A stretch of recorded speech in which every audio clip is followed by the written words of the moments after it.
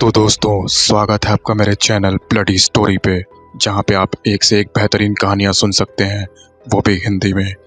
तो मैं आज आपके लिए एक और स्टोरी लेके आया हूँ। तो हेडफोन्स लगा लीजिए और दिल थाम लीजिए और जुड़ जाइए मेरे साथ इस बेहतरीन स्टोरी में।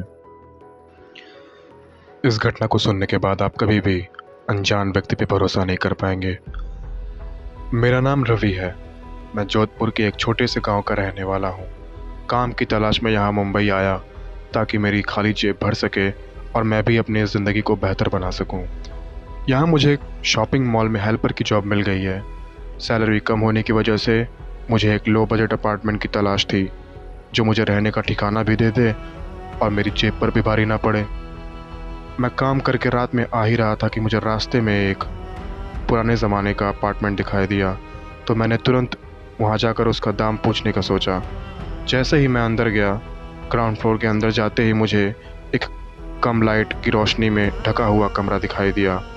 मैं कमरे के पास जाकर दरवाज़ा खटखटाया। 3 से 4 बार खटखटाने के बाद दरवाज़ा खुला। बीड़ी का धुआं छटा तो चेहरा दिखा, गाल धंसे हुए और आंखों के नीचे पूरे गड्ढे भरे हुए। मैंने पूछा, क्या आप ही यहाँ के मकान मालिक हैं? उसने बोला, जी हाँ, मैं ही यहाँ का मकान मालिक हूँ। मैंने बोला, मुझे एक कम दाम में कमरा चाहिए। उसने मुझे ऊपर का कमरा दिया। कमरा बहुत ही पुराने तरीके से बनाया गया था।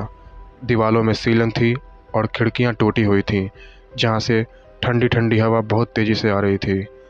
कमरे में रोशनी कम थी और इतने कम पैसे में मुझे और क्या ही मिल सकता था। जाते जाते मकान मालिक ने मुझसे कहा कि रात को यहाँ से ज़रा बाहर मत निकलना और जो काम हो दिन में ही कर लेना। वो क्या है ना कि रात सोने के लिए होती है, बाहर घूमने के लिए नहीं। मैंने मकान मालिक को जाते जाते रेंट के बारे में पूछा। उसने बोला, जो मन में आए वो दे देना, तुम्हें जो ठीक लगे, पर रात में यहाँ से बाहर मत निकलना। रात भी काफ़ी हो चुकी थी। मैंने भी अब सोने की सोची। मैं सो ही रहा था कि आधी रात मेरी नींद खुली, जो कि बाहर के कमरों से आवाज़ आने की वजह से खुली थी। जैसे मानो कि रात को ही सारे अपार्टमेंट का सुबह हो गया हो। सारे लोग बहुत तेज़ी से शोर कर रहे थे। बाहर जाकर जब मैंने देखा तो एक बूढ़ी औरत चावल बिनते बिनते एक ही चीज़ बार बार दोहरा रही थी कि जो यहाँ पे आया है वो यहाँ का ही होके रह गया है। वहीं सीढ़ी पर एक शादी का जोड़ा पहने हुए औरत अपने हाथों को ज़मीन पर ज़ोर ज़ोर से पटक पटक के बहुत तेज़ी से हंसे जा रही थी। वहीं दूसरी तरफ मकान मालिक एक बाप और एक बेटे को अपने बाइक पर बैठाकर कहीं बाहर ले जा रहे थे। मुझे कुछ देर के लिए सब बहुत अजीब लगा, पर मैंने सोचा हो सकता है कि शायद शहर में लोग इसी तरीके से देर में सोया करते हों, और मैं जाकर वापस सो गया। अगले दिन जब मैं सुबह उठा तो मैंने मकान मालिक को बहुत ढूंढा, क्योंकि मेरे रूम में बहुत सारी सीलन आ गई थी। काफ़ी देर ढूंढने के बाद जब मकान मालिक मुझे नहीं मिले तो मैं अपने काम पर वापस चला गया। रात को जब मैं काम पर से वापस आ रहा था तो थक हार कर वहीं नीचे ग्राउंड फ्लोर की सीढ़ी पर बैठ गया। बैठे बैठे मेरी नज़र वहाँ मकान मालिक के बाइक पर पड़ी, जो कि बहुत ही पुराने मॉडल की थी, लेकिन इतनी ज़्यादा आकर्षक थी कि कोई भी नौजवान लड़का अपने आप को उस बाइक पर बैठने से नहीं रोक पाता।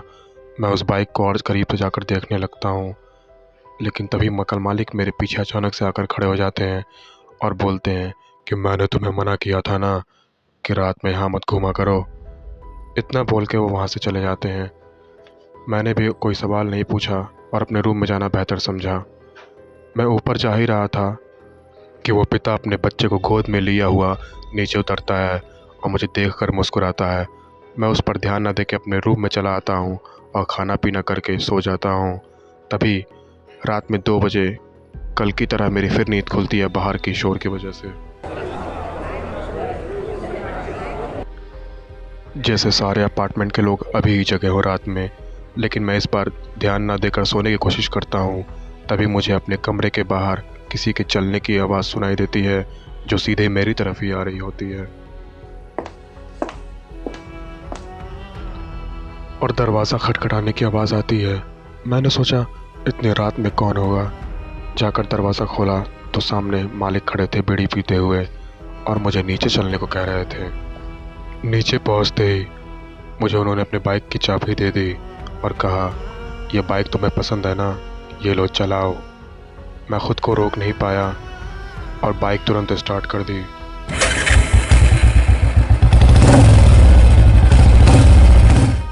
मकान मालिक भी पीछे बैठ जाते हैं और मैं बाइक लेके निकल पड़ता हूँ।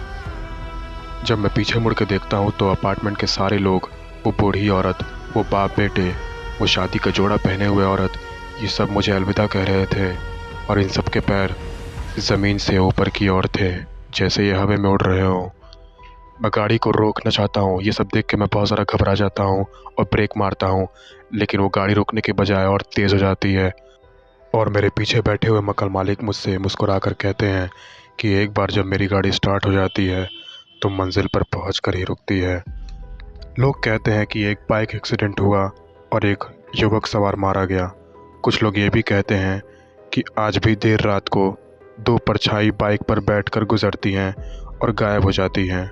शायद मैं आज भी उसी रास्ते पर सवारी करता हूँ और आज भी उसी अपार्टमेंट में रहा करता हूँ।